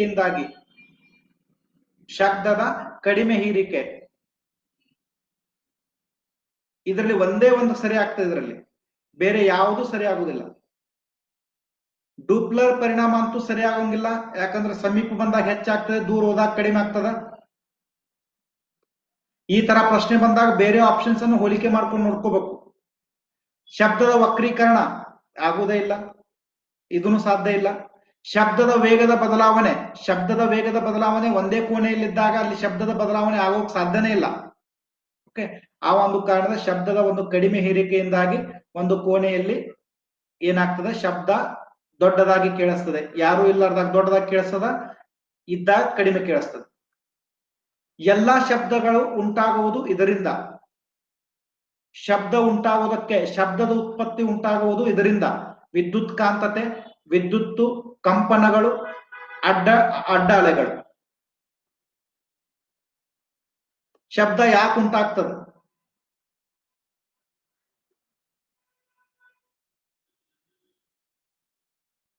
ವೆರಿ ಗುಡ್, 87% ರೈಟ್ ಆನ್ಸರ್ ಮಾಡಿದ್ರಿ. ಶಬ್ದ ಯಾಕೆ ಉಂಟಾಗ್ತದಂದ್ರ ಕಂಪನಗಳಿಂದ. ಯಾವುದೇ ಒಂದು ವಸ್ತು ಕಂಪಿಸುವುದರ ಮೂಲಕ ಏನು ಉಂಟಾಗ್ತದೆ ಅಂದ್ರೆ ಶಬ್ದ ಉಂಟಾಗ್ತದೆ. ಒಂದು ವಸ್ತು ಕಂಪಿಸುವುದರ ಮೂಲಕ ಶಬ್ದ ಉಂಟಾಗುವುದನ್ನು ನಾವು ನೋಡ್ತೀವಿ. ಫಾರ್ ಎಕ್ಸಾಂಪಲ್, ನಿಮಗೆ ಸೌಂಡ್ ಸ್ಪೀಕರ್ ಅಥವಾ ಸೌಂಡ್ ಬಾಕ್ಸ್ ಅಥವಾ ಸ್ಪೀಕರ್ ಇರ್ತಾವಲ್ಲ, ಆ ಸ್ಪೀಕರ್ ಹತ್ತಕ್ಕೆ ಹೋಗ್ರಿ, ಆ ಸ್ಪೀಕರ್ ಸೌಂಡ್ ಬರ್ಬೇಕಾದ್ರೆ ಯಾವ ತರ ಕಂಪಿಸ್ತದ ನೋಡಿ. ಅದು ಕಂಪಿಸುವುದರ ಮೂಲಕ ನಮಗೆ ಶಬ್ದ ಕೇಳಿಸ್ತದೆ. ಓಕೆ, ಯಾವುದೇ ಒಂದು ವಸ್ತು ಇದ್ದಲ್ಲೇ ಇದ್ರ ಅದರ ಶಬ್ದನೇ ಬರಂಗಿಲ್ಲ. ಹೌದಾ ಇಲ್ಲ? ಈ ಒಂದು ಪೆನ್ನು ಒಂದೇ ಕಡೆ ಇದ್ರೆ ಶಬ್ದ ಬರ್ತದ? ಇಲ್ಲವೇ ಇಲ್ಲ. ಹೌದಾ ಇಲ್ಲ? ಕಂಪಿಸಬೇಕಿದು, ಬೀಳ್ಬೇಕು, ಒಳಗಾಡಬೇಕು, ಏನಾದ್ರೂ ಆಗಬೇಕು, ಅಂದಾಗ ಮಾತ್ರ ಶಬ್ದ ಬರ್ತದೆ. ಕಂಪನಗಳ ಮೂಲಕ ಶಬ್ದ ಉತ್ಪತ್ತಿ ಆಗ್ತದೆ. ಯಾವುದೇ ಒಂದು ವಸ್ತು ಕಂಪಿಸುವುದರ ಮೂಲಕ ಶಬ್ದ ಉತ್ಪತ್ತಿ ಆಗ್ತದೆ.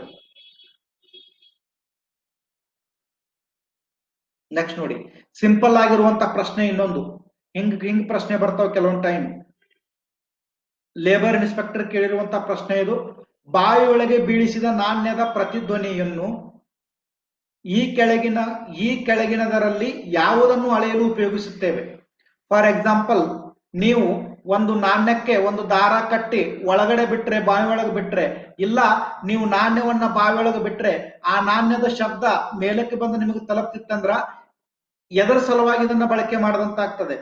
ಆಳ ಅಳೆಯಲು, ಅಗಲ ಅಳೆಯಲು, ಖನಿಜಗಳನ್ನು ಗುರುತಿಸುವಿಕೆ, ನೀರಿನ ಗಾತ್ರವನ್ನ ಗುರುತಿಸುವಿಕೆ.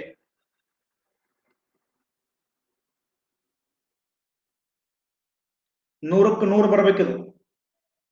100ಕ್ಕೆ 100. 67%, 19% ಡಿ ಅಂತ ಹಾಕಿ ನೋಡು. ನೀರಿನ ಗಾತ್ರ ಅಲ್ಲ, ನೀರಿನ ಗಾತ್ರ ಅಲ್ಲ, ನೀರಿನ ಆಳವನ್ನು ಅಳೆಯುವುದಕ್ಕೆ ನಾವು ಅದನ್ನ ಉಪಯೋಗ ಮಾಡ್ತೇವೆ. ಸೋನಾರ್ ಅಂದ್ರೆ ಏನ್ ಗೊತ್ತಾ? ಸೋನಾರ್ ಅಂದ್ರೆ ನೀರಿನ ಆಳ ಅಳೆಯುವುದಲ್ಲ. ಸೋನಾರ್ ಅಂದ್ರ ನೀರಿನ ಕೆಳಗಡೆ ಇರುವಂತ ವಸ್ತುಗಳನ್ನ ಮಾಪನ ಮಾಡುವುದು, ಅಥವಾ ನೀರಿನ ಕೆಳಗಡೆ ಏನು ವಸ್ತುಗಳಿದಾವೆ ಮತ್ತು ಎಷ್ಟು ದೂರದಲ್ಲಿದ್ದಾವೆ ಅನ್ನೋದನ್ನ ನಾವು ಸೋನಾರ್ ಮಾಧ್ಯಮದ ಮೂಲಕ ಅಳತೆ ಮಾಡ್ತೇವೆ. ಓಕೆ, ಇಲ್ಲಿ ಸಿಂಪಲ್ ಆಗಿರುವಂತದ್ದು. ಒಂದು ನಾಣ್ಯವನ್ನು ತಗೊಂಡು ನೀವು ಒಗದ್ರಿ ಅಂದ್ರ ಅದರಿಂದ ನಿಮಗೆ ಏನ್ ಗೊತ್ತಾಗ್ತದೆ ಅನ್ನುವಂತ ಪ್ರಶ್ನೆ ಇದು. ಇಲ್ಲೇನ್ ಲಾಜಿಕ್ ಏನು ಇಲ್ಲ, ಲಾಜಿಕ್ ಅಥವಾ ಸೈನ್ಸ್ ಏನು ಇಲ್ಲ. ಇಲ್ಲಿ ಸಿಂಪಲ್ ಆಗಿರುವಂತ ಪ್ರಶ್ನೆ ಇದು. ನೀವು ಒಂದು ನದಿ ಒಳಗೆ ಒಂದು ಕಾಯಿನ್ ಒಗಿತೀರಿ, ಕಾಯಿನ್ ಹೋಗಿ ಕೆಳಗೆ ಮುಟ್ಟಿದಾಗ ಅದು ಆಳಕ್ಕೆ ಹೋಗ್ತದೋ ಅಥವಾ ಅಗಲಕ್ಕೆ ಹೋಗ್ತದೋ? ಆಳ ಅಥವಾ ಅಗಲ ಕೇಳಿರುವಂತ ಪ್ರಶ್ನೆ ಇಲ್ಲಿ.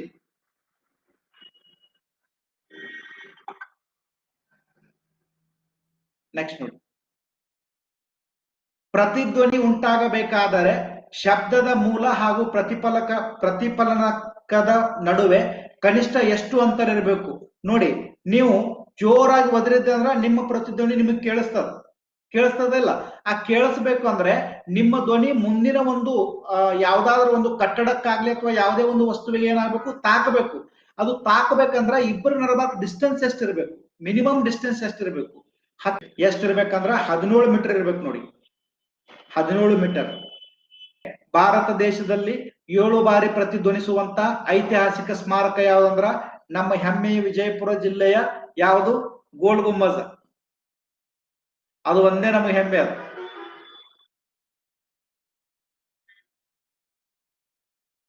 ನೆಕ್ಸ್ಟ್ ನೋಡಿ,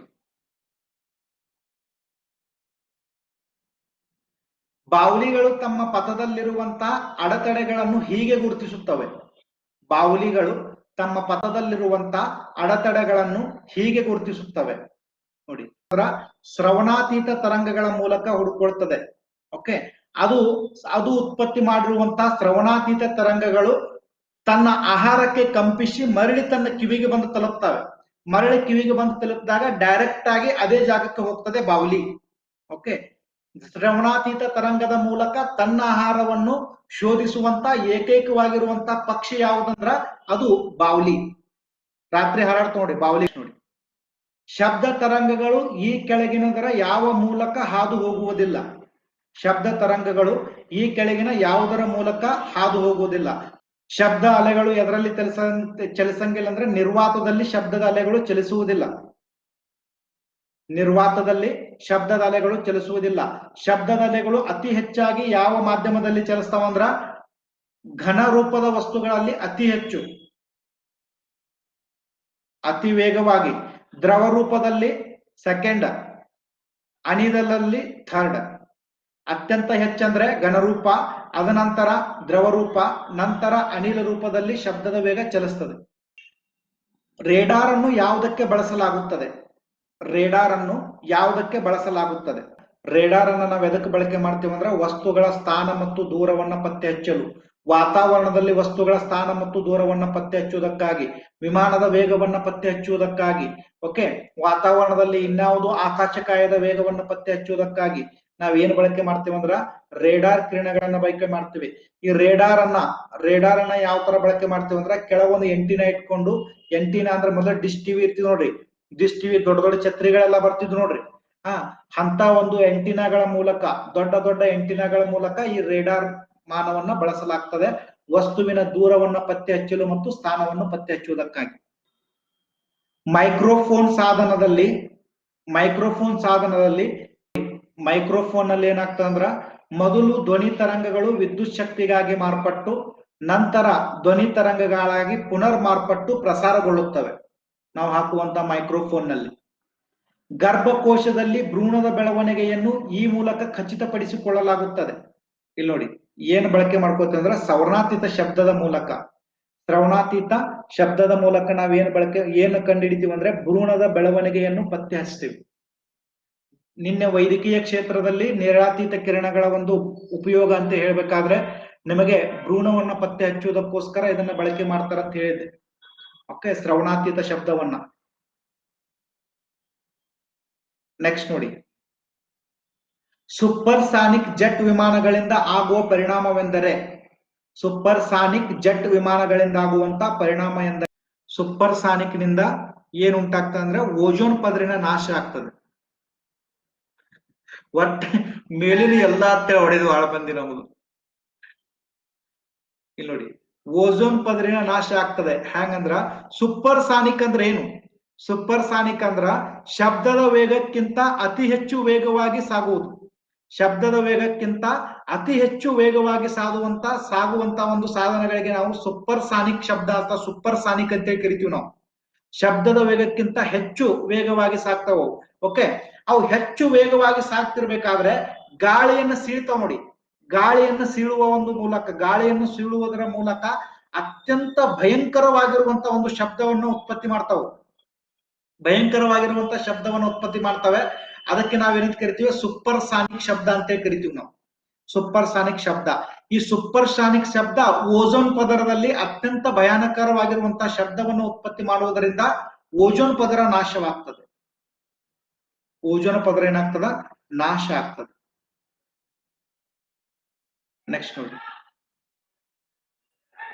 ಯಾವ ಮಾಧ್ಯಮದಲ್ಲಿ ಶಬ್ದವು ಅತ್ಯಂತ ವೇಗವಾಗಿ ಚಲಿಸ್ತದೆ? IAS ನಲ್ಲಿ ಕೇಳಿರುವಂತಹ ಪ್ರಶ್ನೆ. ಗಾಳಿ, ನಿರ್ವಾತ, ನೀರು, ಉಕ್ಕು. 3 ಬಾರಿ ರಿಪೀಟ್ ಆಗಿದೆ ನೋಡಿ, 3 ಬಾರಿ